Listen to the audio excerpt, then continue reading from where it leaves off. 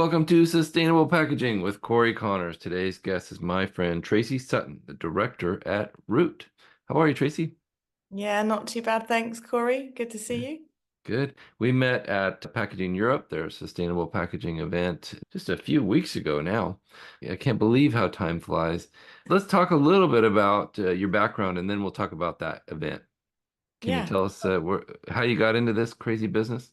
Yeah, well, I think it's the same for a lot of people who fell into packaging. I studied sustainable product design 23 years ago. So 3 whole years dedicated to circular economy or cradle to cradle as it was then, looking at LCAs and looking at delivery systems, not necessarily single-use packaging. So then I was a packaging technologist and a packaging engineer in medical device, pharma, healthcare, skincare, fragrance, cosmetics.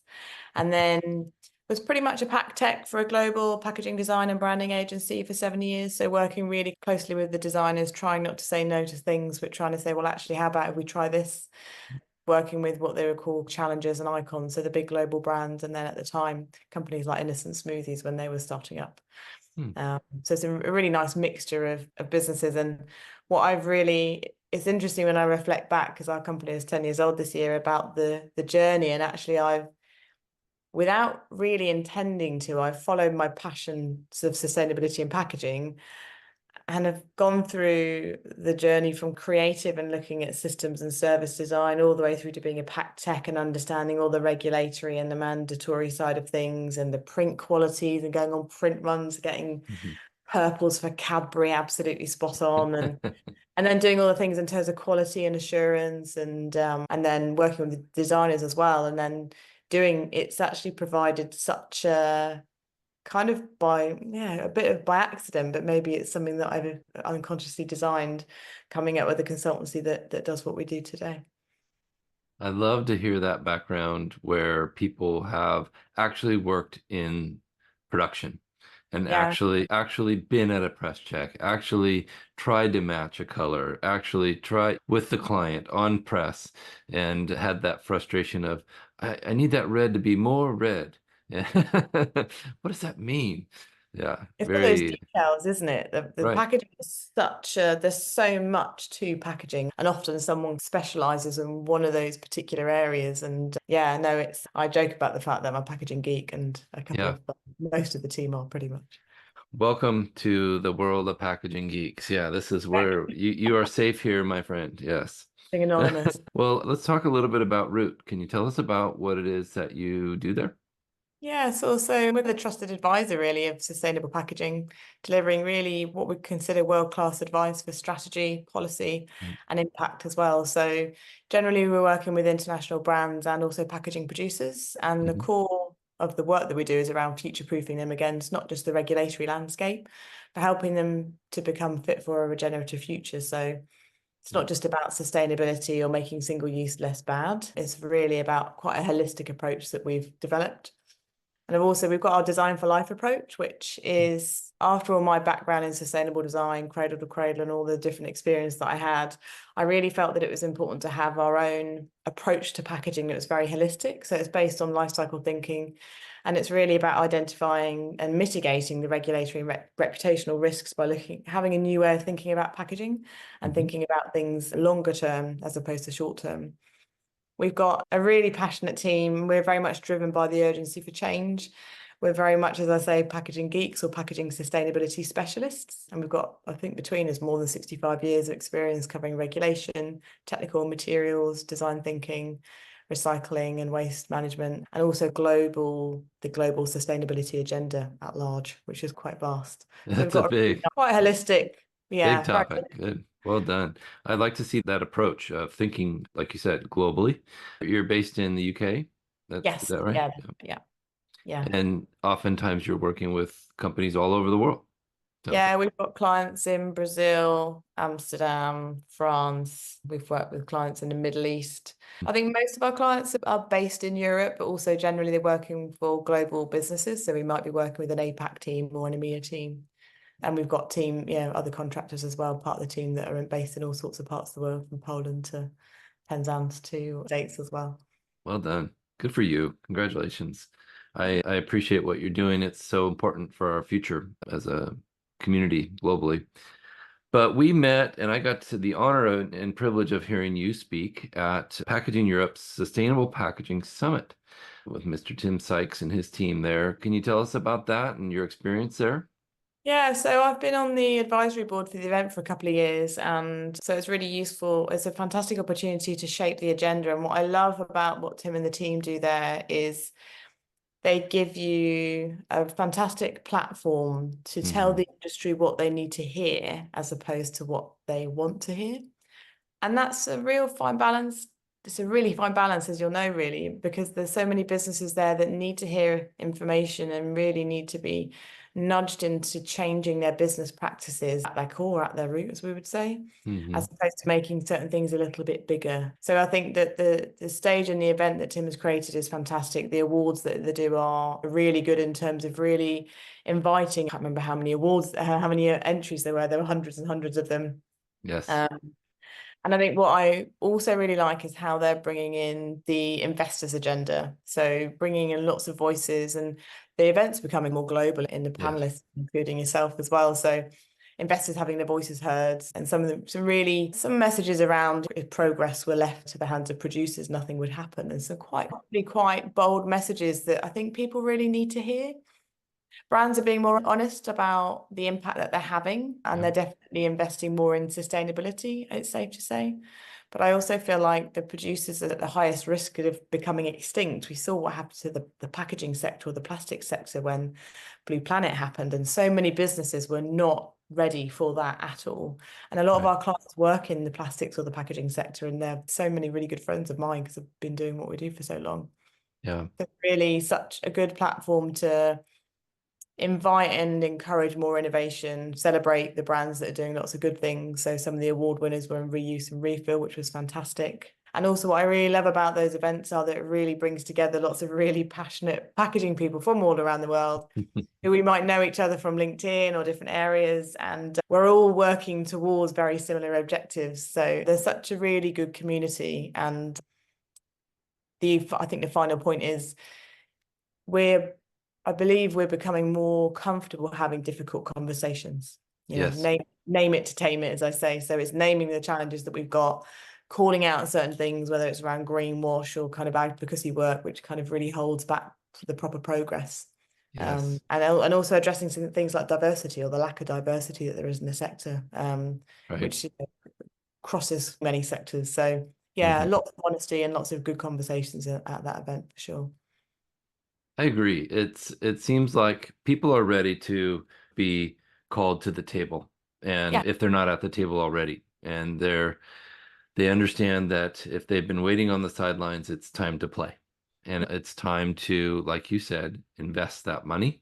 The investors I spoke to, the VCs I spoke to, said there has never been this many startups in Mhm. sustainable packaging ever Yeah. in Yeah. the history of the world. So they understand what's coming. And Mhm. that, like you said, the shakeup is here. And Yeah. we need to be ready to abide by the laws and act in a way that is more sustainable for our future generations, uh, Absolutely. Yeah. like it or Yeah. not, right? Well, tell us about, let's say I'm a brand and I'm coming to Root and I'm a little bit nervous about the future and we use a lot of packaging and some of it's plastic. Is that okay? And what do we do, Tracy? Tell us the secret. How would you start to calm them down and guide them a little bit? Well, it's kind of to some extent, it's the bit I love the most, and sometimes it's the hardest and the best bit at Right. the same time. So the reason that the company Root was because it's often someone will come and say, "Oh, we want to go to compostables for flexible packaging," or "We want to go into glass for refills." So they'll come with the brief. And I've always been a very candid person because I really care about giving people the right advice rather than sugarcoating it. And the great thing is it's really about listening and actively listening about where they're going, why they're wanting to make a decision, and helping them really understand the most impactful way that we can help them depending on their budget. And we want to really select the work that we're really good at. If there's something, sometimes we'll get somebody will come to us and we'll say, well, actually, you may as well just work directly with the supplier or go and speak to this organization first, or actually go back and look at your sustainability strategy, because that's the work that needs doing. So really, we have some really great scoping calls with clients and listen to what their needs are, understand how the business works, how the team is, what expertise they've got in the team, and what expertise we can plug in terms of what those gaps, rather than applying or setting together a proposal whereby they only need help in this area. You all know that most packaging teams are under-resourced. Full stop. I don't know that many packaging teams in any business that I've worked with that has got enough packaging experience or enough resource. So a lot is about resource, but the primary kind of work that we do is around setting packaging strategy. So giving them an overarching vision and ambition, some clear goals and a roadmap that is fit for the growth strategy of the business. It helps them meet their sustainability goals and reporting requirements, and also gives them a real clear kind of USP or a position against their competitors as well. Yeah. So the most of the work we do is around strategy, but we also do a lot more, as you can imagine, increasing amount, a really big shift actually around the regulatory side of things, which we've done from day one. It's always been embedded in the strategy work that we do, but because it's become such a loud part of everybody's, or such a big part of everybody's problems around packaging. Right. People want more detail and more guidance and more reassurance, and at a higher level in terms of presenting information to the board around investments, about assets and infrastructure, as opposed to which packaging type should we use. So the level and the kind of elevation of the support that we're giving has increased, which is, it's all fantastic work. Difficult, some of it. Yes. Very rewarding. Well done. I always respect and appreciate people that say, not everybody's the right fit for us. Yeah. And we are in agreement with you. Aurora Packaging is the same. If we say, maybe this doesn't fit for what we do exactly, and here's a person that would be the right fit for what you're looking for, that is such an honorable thing to do. You can't always try to jam the problem into the solutions that you have. I always say, you go to a box company, you're going to get a box. You go to a packaging solutions company, you're going to get the right solution. And it sounds like you have that same mentality. So well done. Yeah, thanks. You guys produced a report, reuse and refill report. Can you tell us about that, and what was that all about? Yeah, so it's really interesting. We did it last year because all the team are really passionate. So our strapline is helping brands do more with less. So less packaging, less impacts, less risk, less cost in many instances where it comes to EPR, etc.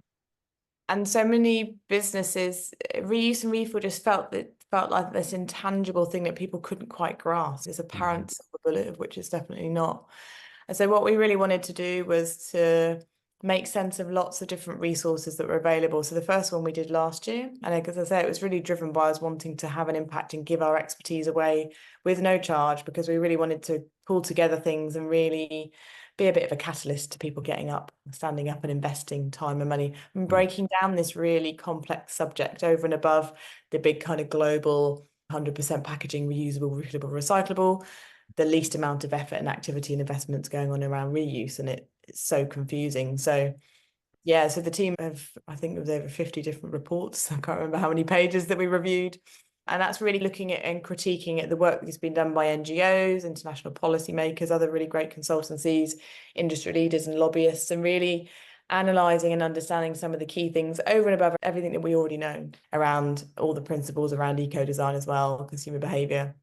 And then we add what we call our root perspective, which is critiquing them and summarising it into what are the key themes that businesses need to consider in terms of breaking it down, and what are the tangible actions that brands and producers can take. Because what we hate is reading lots of information, and it's like someone comes to us and goes, oh, we've done an LCA, but we don't know what to do, but they don't know how to interpret, or they would have been given a piece of advice or carried out a piece of work with someone else, but then there's no action. They have a question and a problem that they need solving, but they don't know how to solve it. Yeah. So at the end, we wanted to summarize it. So we've got there's 5 different areas. So a summary, which is one of the most pressing ones in terms of the global policy landscape and what's coming. A section around increasing consumer engagement and really understanding what levers to pull, which is, one of the hardest aspects. Yeah. Different systems and solutions, and then rolling and reuse out across multiple markets. We've got lots of experience working with big brands whereby they'll be piloting a solution in one market, and then there's different regulation and different mandates in a different market. It might be about quick service restaurants or beverages, for example. So really understanding, well, how are we supposed to take this kind of regional and then national policy, but then roll something out across multiple markets and get the scale that we really need. Right. We've translated that into a reuse roadmap. So giving brands or businesses a step-by-step approach in terms of the key things they need to do to start doing something Yeah. rather than. That's exciting. I love that. I enjoy the possibility of reusable packaging. I think it's going to be a big part of the future. What do you think it's going to be a larger part of the future for packaging? Undoubtedly. Well, the key thing is that we need to not over academify things and Mm. complicate. So what we're doing at the moment is, and there's lots of different reasons for this, but one of the things is we do need standards, we do need health and safety, absolutely critical. But we've Hmm. lived with quite poorly performing single-use packaging in many instances. Well, from poorly performing to fantastically performing Yeah. single-use packaging on the market. Overperforming, right? Yeah. Yeah. Completely, absolutely over-engineered. But we've been okay about putting that out on the market for the last however many decades. And so I think that there's a hesitancy or a tendency for some businesses to overcomplicate things and actually not really be committed to doing reuse Mhm. Mhm. or not understanding the need to really embed it into the business case or into the commercial strategy of a business. So I think we're, with or without intent, we're slowing progress. And I think the key thing is with Mm. this is to keep things simple and to start something and try something. Because with any reuse roadmap, you've got to start here. You've got to be very agile in the way that you nuance and adjust it, and then you've got to factor in the regulatory side of things as well. So Yeah. it's not simple, but we also need to not overcomplicate it as well. It's not simple. You're exactly right. But it's not, like you said, what did you say? Over scientificate or over academic? Over-academify it, I think is my favorite word at Academify. the moment. Yeah. I love that word. I'm going to use that. Yeah. Yes, packaging is simple and totally complicated. The same way sustainability is everything and sustainability is nothing. I think this is episode 230, and I've asked almost everyone, what do you think about sustainable packaging? And they all have a different answer. Mm. And the people are really brilliant like you. They are scientists, they are academics, they are global leads to big companies and small companies. And so I guess what I'm saying is we have a lot to learn and we have a long ways to go. We do. I Yeah. agree. So what's in line for you in the near future? You have any big shows coming up? Are you going to Paris Packaging Week? Yeah, so I'm going to be going to the Sustainable Packaging Coalition, their Impact event in April, New Year, stateside. Great. I'll be New there. York. New Orleans. Yeah. Yeah. So Okay. I'll be on your territory. I think that's the main worry, really. We have different people in the team going to different events in different markets sometimes, but Mm. there's two aspects of it. What we often find is that there's only a couple of key events whereby there's really progressive conversation going on over and above the kind of the trade stands where there's stuff going on that isn't really that innovative. So for us, that's that more strategic thinking and thinking about the global sustainability agenda more so. So I think that's Yeah. what's really interesting about the Sustainable Packaging Coalition's agenda, which is, yeah, I good. agree. I've been to every one of their events in the last couple of years, except for their London event, which they recently had. I don't know if you heard about that, Yeah. but I'll be there in New Orleans with you, so we'll have to meet up there and get some gumbo or some local fare. But they don't hold back. They absolutely like the Sustainable Packaging Summit in Amsterdam that we'll hopefully see each other at in November next year. It's a very similar mindset of let's really talk about this and Yeah. let's see what we can do together to move forward. Yeah. It's a really good agenda. So yeah, we're really looking forward to that. Exciting. Well, how do people get in touch with you and your company?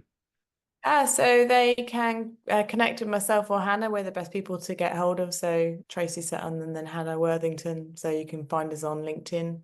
That's probably the best way to get hold of us, I would say. Yeah. Drop us a message. And then we've got a contact page on our website as well. So if people want to find out more, they can get in touch there. Thank you, Tracy. This has been really insightful and I appreciate your wisdom and thank you. You're welcome.